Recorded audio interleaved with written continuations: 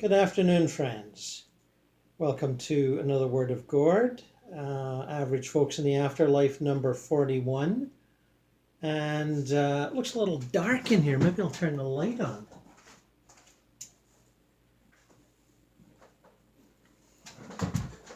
Ah, there we go.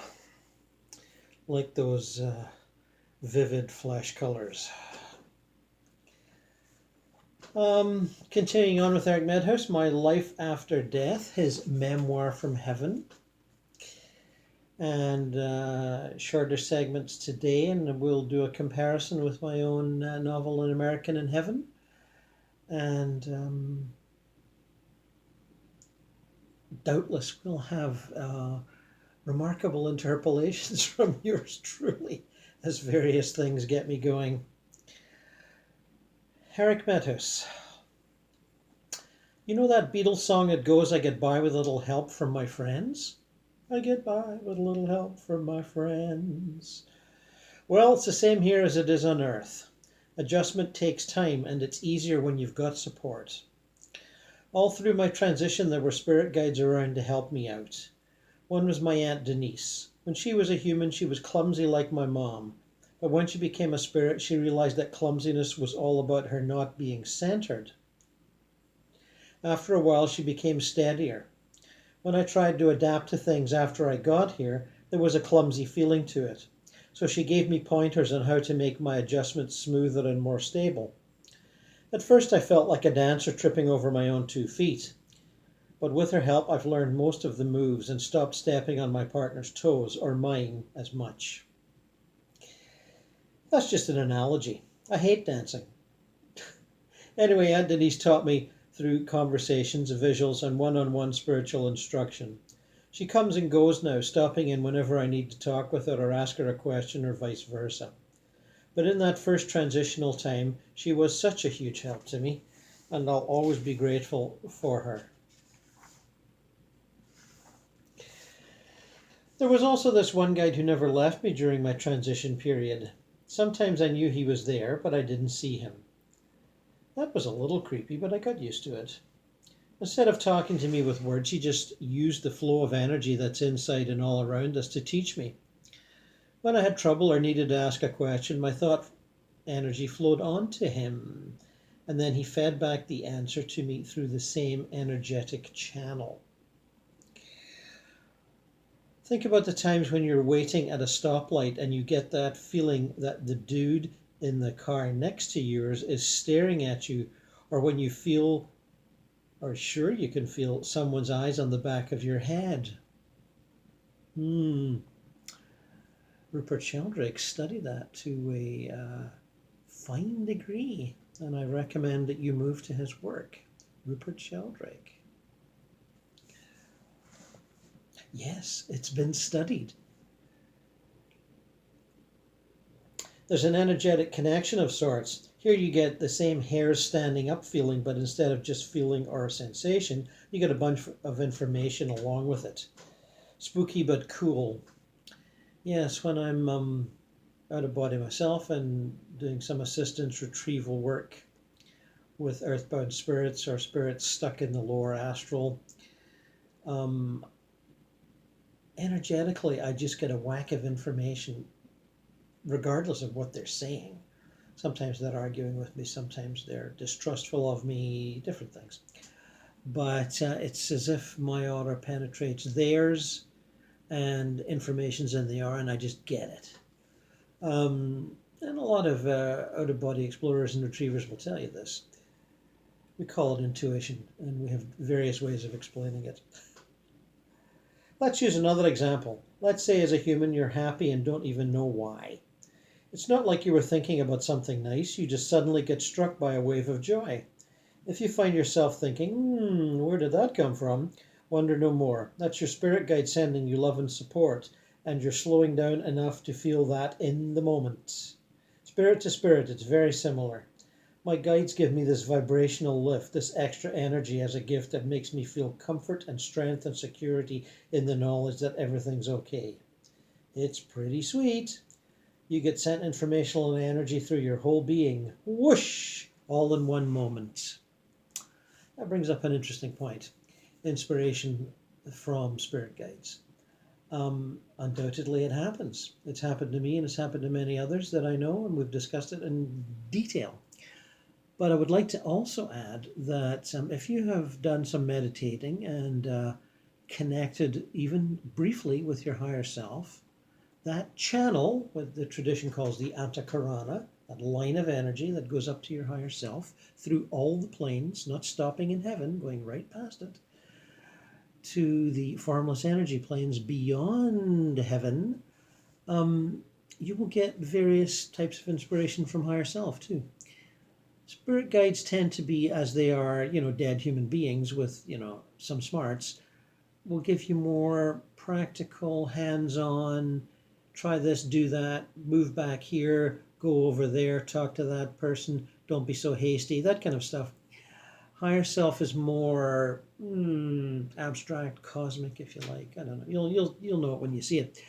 But just to let you know, there are some different levels there. Traveling. Traveling is different here. Of course, you can think of Venice and suddenly find yourself there because of that whole thought creates reality manifesting thing that we've got going on here. But it's partly changing your energy as well. With my thought energy, I can change it to a more earthbound frequency, an astral frequency, or the frequency of another dimension, universe, or planet, and that's where I go. I have a whole new passport, and it'll take me anywhere I want to go. Early on, I preferred to travel to quiet places where there are soft rolling hills, still water, and not much else. It's like I was drawn to these serene, calm spots because they were clutter-free zones. My mind at that time was still disoriented, so I needed peace and simplicity in my environment to be healed and balanced. A place where there wasn't a lot of noise or distractions. Now I like to go to places that help me learn. I've actually gone to places where there's a lot of chaos and disorder, like this one dimension that's full of junk and smoke, and there are physical things that all of a sudden morph into what I guess you'd call on Earth a form of antimatter. That's what we'd call on Earth, a form of antimatter? It's a long while since I've heard anyone use that phrase. Oh, look at that box. It's just morphed into antimatter. Well, stoners probably. Ayahuasca types. There are no Earth-like rules of physics. No, there are not. And that frees it up from keeping it ordered. Going there helped me to learn to be comfortable with the randomness of things. When I was alive, I was always ill at ease with chaos because the muddled noises in my head made me uncomfortable. Since then, I've learned so much and fucking much from contrast, and I appreciate it now when I didn't before. That thing about noisy chaos, and I work with to some degree autistic kids, and I know a little bit about that, and that seems to be one of their issues. Stuff that's noisy and chaotic, like your average classroom or playground, freaks them out. And we have to cater to that. We have to cater to their needs as best we can. And many dedicated staff do so, I might add. My primary focus is going to Earth. That's where I really enjoy spending my time. One thing I like to do is travel to the Earth's vortices, where the energy gathers at a particularly strong point. I like these places because the way the Earth moves its energy in these hot spots is refreshing. It's like the difference between swimming in a dirty pool and a clean one. The energy in these vortices is extremely clean. It comes from the heart of the Earth, so its vibration is very different. It doesn't really take me anywhere, though. It's not like I jump into a straw and get sucked into the heart of the Earth. It's more like a pull that holds on to me, and I love to get right into the vortex points and stay there for a while, just relaxing. Sorry to be a little crude, but it's exactly like pressing my face between two lovely breasts and resting in their warm softness. Humans are really attracted to the areas where these vortices are too, but they really can't explain why. They just resonate with the human life force so that they sleep better, feel better, whatever. The Earth is so awesome, I'll never get tired of it. I don't have to just travel to outer spaces, I can travel to inner ones too. I figured that out as part of my job as a spirit guide, which I'll get into a bit later. Sometimes when a human has some sort of issue that I don't have, I need to make it an issue for me so I can understand it enough to help them. I don't mean this literally, but I get into the mind of someone because the mind is the door to that person's own little universe. Everyone is their own little universe. So when I do that, I can see what's going on in their life and what's creating what they identify as a dysfunction. And when I help them, it helps me grow. Service. Works every time. Here's the crazy shit. When you go into your own inner universe, you realize that there are other entities in it that are inside their own little universes. Isn't that wild? It has to do with us being part of the whole collective. Us being part and whole of a collective. The best way I can describe it is by looking at the human body. I'll use the same analogy as when I described the city of lights here. There are trillions of cells that make it look like one big ass body, but each one of those cells is its own little life force, its own little universe. Universes inside universes. Amazing. I might add some clairvoyants, including William Bloom, have written about looking at a field of grass, a lawn, and seeing tiny little lights representing an elemental. It's a tiny little spirit being in each blade of grass. And they are the spirit entity overlighting the physical growth of that blade of grass. Anyway, just think about that for a minute. Thousands of little elementals talking about your own little universe. Ooh.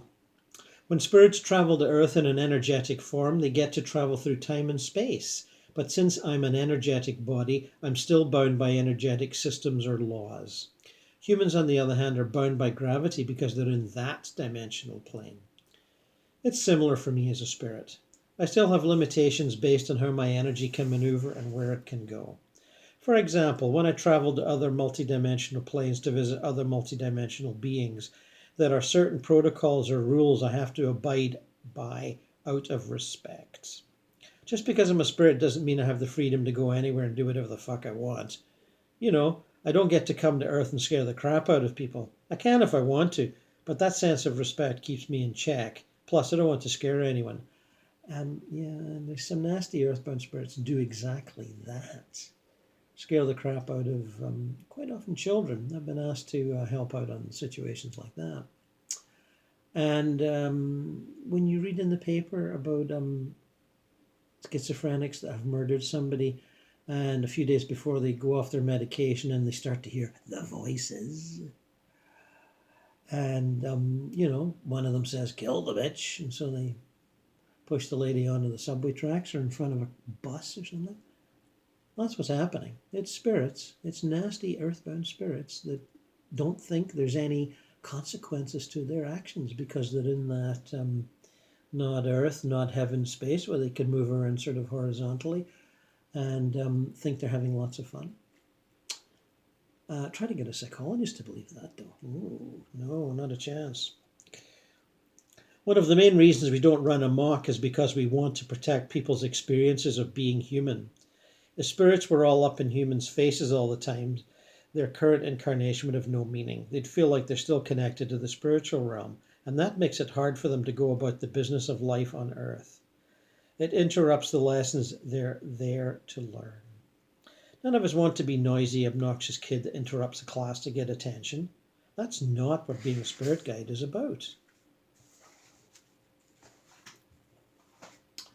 Melanie, my heroine from American in Heaven, living in her college town, having lots of fun and trying not to feel guilty about her friend Eric, who didn't survive the car crash and is in a wheelchair. And of course, Melanie feels like she survived the car crash because she's having a whale of a time.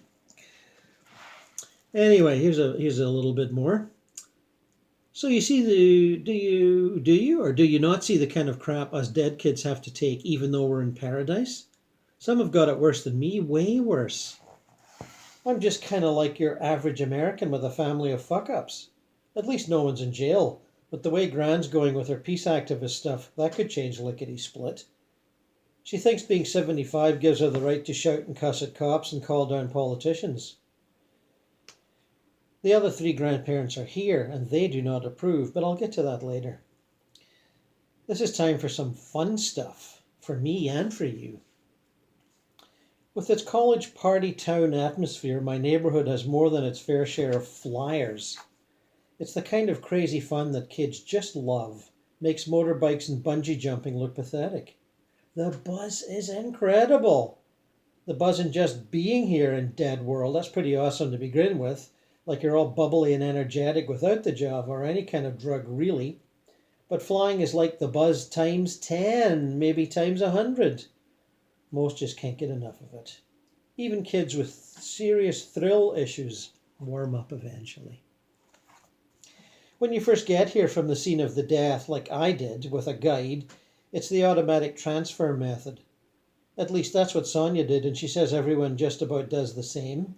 Get you to close your eyes and hold hands. Then they just decide to move a level or a dimension or whatever. For them, with all that experience, it's just a click of the fingers and you're there. Well, here.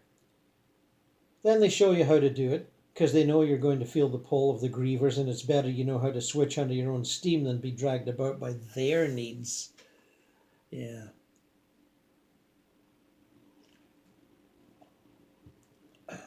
Sonia didn't actually tell me about flying. I found out for myself. After what I guess was a couple of days, it's so hard to figure time here. Not that I gave much of a shit before, but at least you went to sleep and woke up in the morning. I was walking down by the lake, just kind of grooving to the swans in the little sailboats, when I see these kids flying over the water low, like just above the surface. Skimming, I guess you'd call it. Wow, I thought that looks pretty cool. Dead World had shown me a few tricks by then, and I was on the lookout for more, but this was something else. I strolled over to the water's edge to see if I could get their attention. I couldn't figure out why they weren't drawing a huge crowd. Best I can describe it was like they were imitating seagulls. In fact, when I go to talk to them, that's pretty much what they said. They asked if I was new here, like it wasn't pretty obvious. Then one of them took me aside and showed me the basics. Starting with just lifting off the ground in the stand-up position, a few feet to begin with.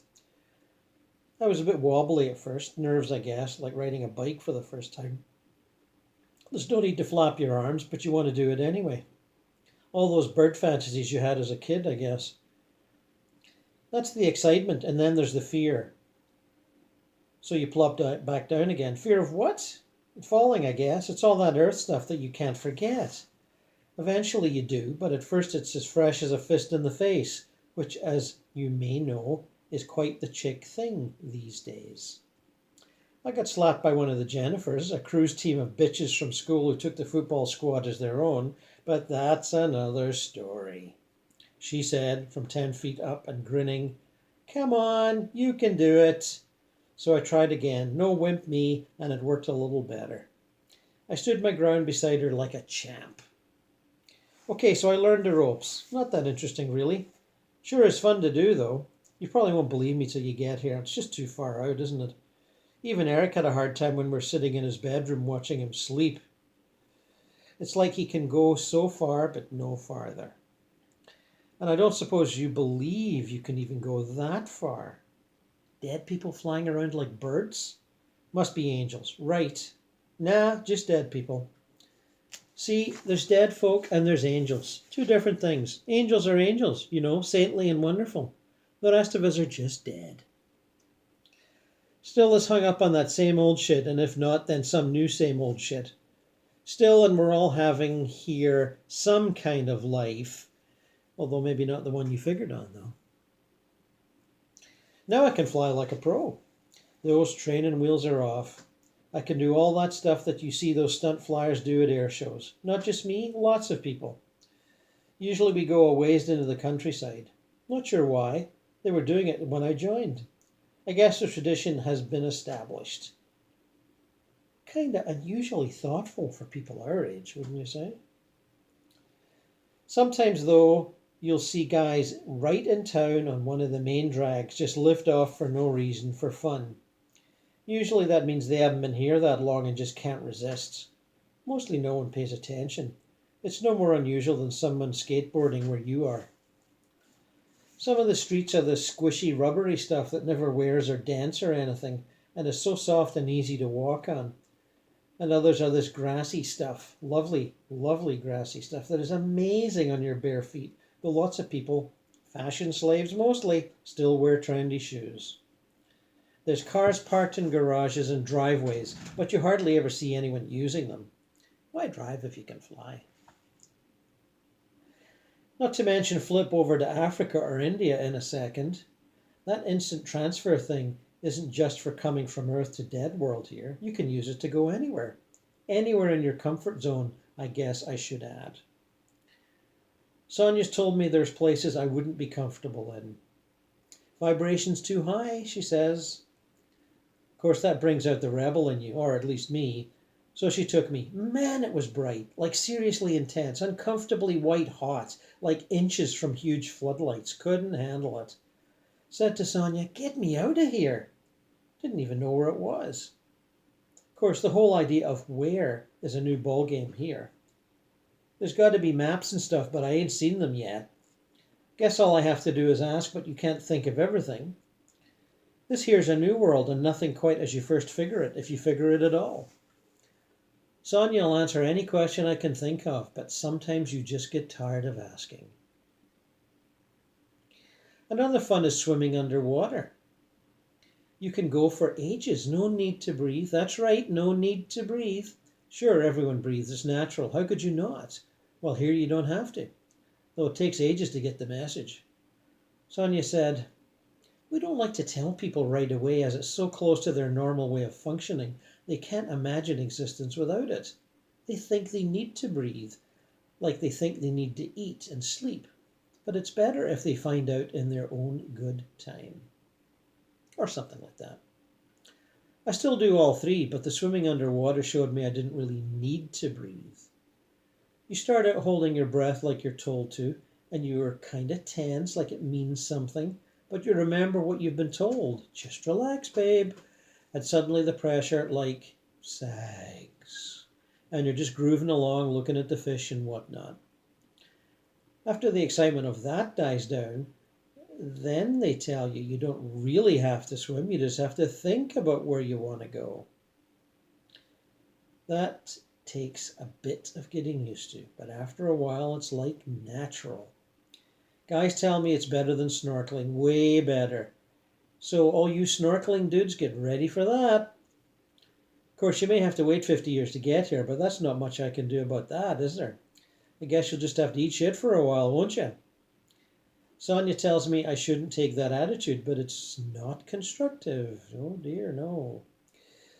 Plus, I don't want to make those kids off themselves just to get here. No, don't do that. There's more than enough of them doing that now anyway, so don't give them another good reason. She told me the figures for teen suicide once, but I forget. I know it was huge though, that really shocked me, like figures for a war. There's like a lot of other stuff that's big fun too, like the feeling of no gravity or something. You feel light as a feather most of the time, like you could just float away on the breeze. And sometimes you do, only if you let yourself though. It's not like you actually are a feather. That lightness really makes dancing more fun too. You're like this total energy babe, better than any E.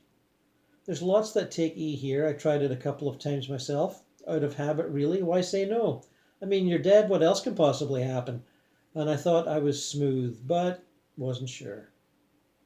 I felt high, but there seemed to be no getting high, and certainly no come down. Although lots of others said they felt it. There's this big debate about whether drugs here make any difference. Some swear they do, and others like me aren't so sure. Sonia won't comment. Says I have to make up my own mind, and then laughs. I like that about her. Though she's like really knowledgeable about things here, she doesn't shove it down my throat. She like gives me room to move, which is great because the last thing I need is another mom or more teachers. Now, that's not to say I didn't like some of my teachers. A couple were really cool. Barry Cannon for history and media studies, and Ruth Wells for lit and language were both great. Really cool. And I kind of miss them. They took my goth girl freakishness and worked with it, rather than sneering at me like some did. I'd love to tell them both about the afterlife here. I bet they'd be interested. Must talk to Sonia about that. Other fun stuff? Well, sex, of course. What did you think? That everything else was a blast and that was like a bore? I don't think so. Doesn't take long for people to find out that pregnancy isn't happening here and neither are STDs. Well, 3 cheers for that, I said. Aside from this recurring chlamydia shit I had going on Earth, I kept getting these weird little pimply things that could have been herpes but weren't. At least according to Emily, whose mom was a doctor and had all the literature at her house. Emily would consult with the texts when someone was freaking. She was really cool about it. Some chicks would have wanted money. Others, of course, would just spread it around, letting everyone think you were HIV. One of Jennifer's was positive, I swear. Never seen anyone with so many colds and flu and shit. And she did lots and lots of coke. She was seeing this muscle man bouncer guy, and I am sure he was feeding her lines to get her hooked so he could put her out to trick for him. I know, it's ugly, but, I saw it. Everyone said I was racist because he was black, but shit, it was obvious. Use your goddamn eyes, I'd say. What does it look like to you? But they were all blind, couldn't see past his cool wannabe rapper shit to the pimp underneath. I never did find out what happened. I died too soon. I guess I could flip down soon and find out some more. See, that's the thing about being here. There's so much to do and so much you can do, and you just keep thinking of more and more. Sonia says, keep thinking, Mel, that's my girl. I know she's teasing, but sometimes I think she's only half teasing, like she's got plans for me. I guess I'll find out one way or the other. Notice how I keep getting off track? That's me, I guess. A feather brain full of ideas, always shooting off in 5 directions at once. I'd apologize, but I know it's not going to get any better. You're going to have to get used to it. So the sex stuff, back to that. It really is awesome. If you dig orgasms, then this is a place for you. You can be with your soulmate or you can screw around. I kind of screwed around for a bit and then kind of focused on Eric. But if he didn't get out of his body at night, I'd be stuck screwing around. At least I think I would. But there's people here doing both. Some say they found their soulmates and others just laugh and say who gives a shit. For them it's just one big party. March break for all eternity. And you know what? No one tells them any different. Yeah, they get rowdy. Yeah, they get noisy. But not for long. I think it's because there's nowhere near the pressure here. Oh, there's peer pressure to be cool and sharp. But there's no parental stuff and no exam career shit breathing down your neck. And no fast food managers shitting on you for being late and not trimming your hair, as one guy said to me. Another thing, nothing breaks here. Not glass, not wood, not nothing. Took me a while to notice that. And spills, they're no problem either. Just wipe them away. Nothing seems to sink in. Red wine, blood, it just kind of disappears. And after a while you get used to it and don't think about it anymore. Sonia says that, what would you expect happens? And that before you really expect anything, everyone else's expectations take over, like in social situations. So the first time I see wine spilled, the reason it didn't stain was that someone else expected it not to?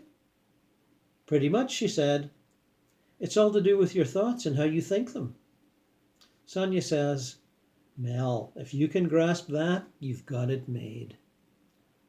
I laughed and told her I'd think about it.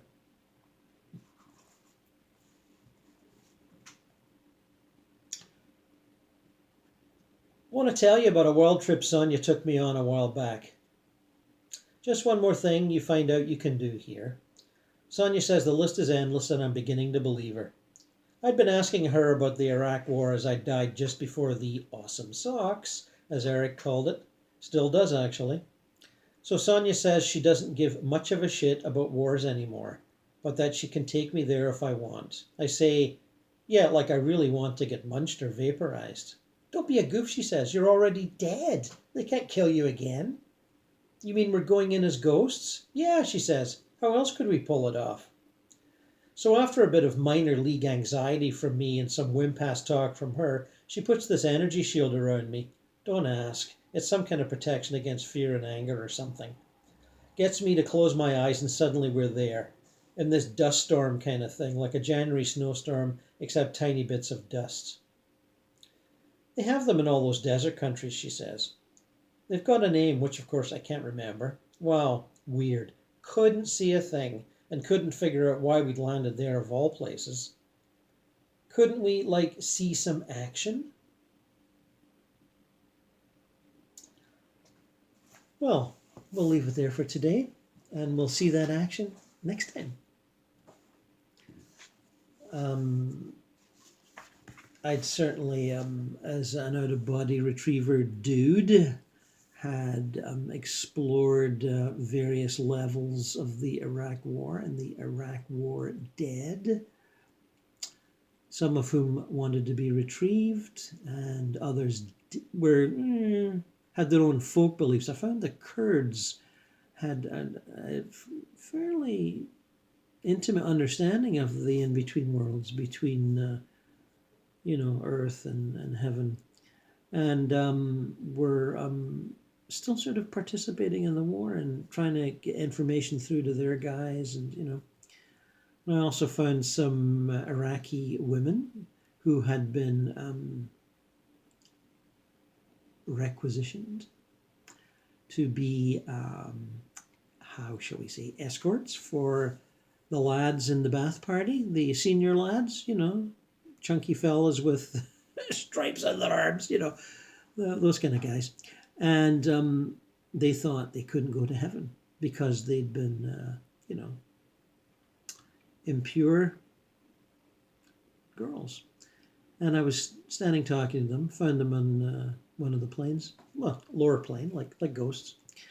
I think they'd all been killed in a bombing raid or something. And they're telling me all this, and somebody from the back shouts, "But we were forced into it. We couldn't do anything about it."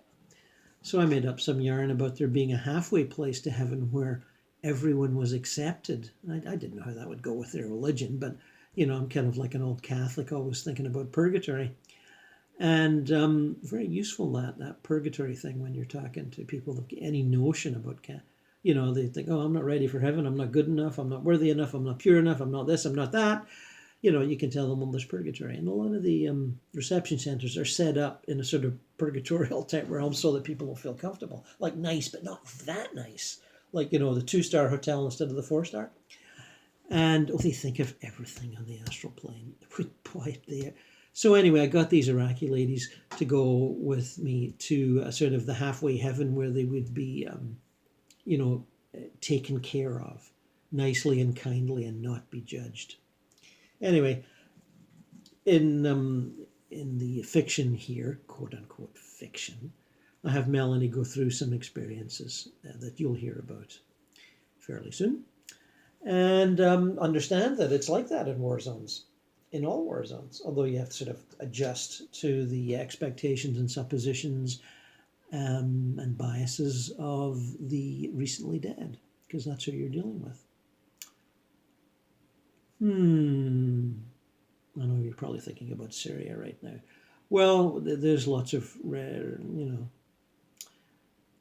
retrieval work going on in Syria. There's always people ready to do it, not just me and 5 other of my pals. Lots of you do it. Lots of you do it when you're asleep at night and you've only got the vaguest of memories of doing it. But you're there. You're helping out. And it's my job to help you remember. So, blessings to you all, my friends, and we'll be back again real soon. Average Folks in the Afterlife number 41 is now over.